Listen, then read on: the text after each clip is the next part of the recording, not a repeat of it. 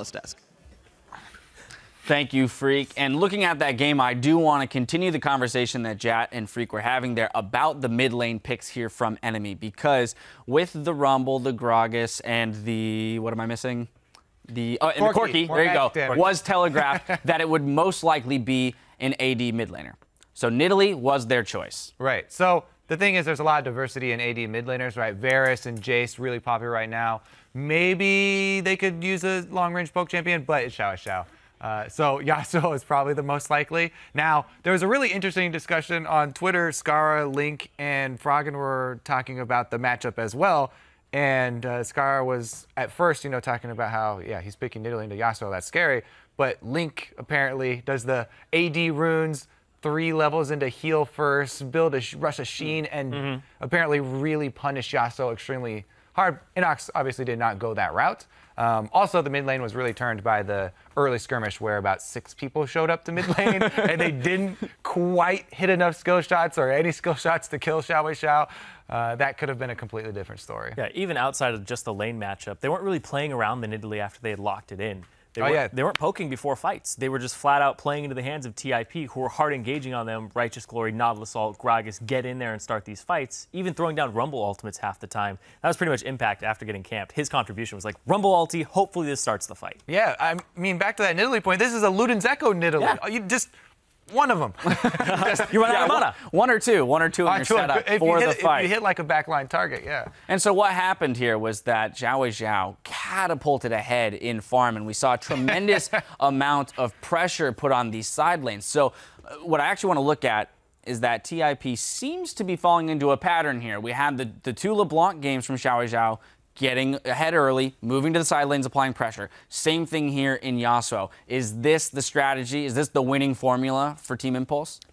In the current state, it's possible, because I remember, take us back down memory lane to where Xiao was playing Orianna, and he'd throw the ball out, leave it there for a long time in the jungle, and then 4 people walk over and it's like, oh my god, that was an amazing ultimate. Or the fact that he's like, okay, that's an amazing Yasuo ultimate. We got more of those moments here from Xiao than we have all throughout this last year.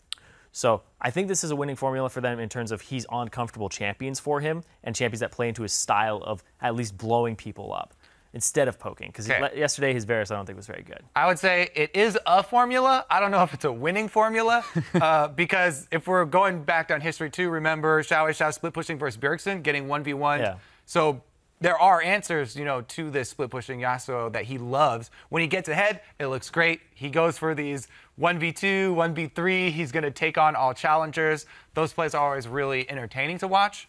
But you do have to be careful and kind of rein that in, or else you really lose control of the game. This time, though, they had Enemy playing to the tip pace, basically. Yeah, exactly. I do want to touch on that, is that Enemy, they seem to, even though Xiao was getting farmed, have some control over the early game. We saw some one-team fights, but then as things started to accelerate, they opted into these fights, and that seems like just like a lack of control over, emotion and shot calling. Yeah, they opted into them a little too early, and they were getting caught sometimes too. Trashy walking up to the Baron. Doesn't seem like everybody was on the same page coming into those fights, which is very important. You don't have to just be on the same page during the fight. Before the fight and how you're setting up is just as important. Well, a tough loss there for Enemy. A solid win for TIP, though. Now, coming up, we've got another battle between 2 second-place teams with Team Liquid versus Dignitas. Stay with us. The North American LCS will be right back.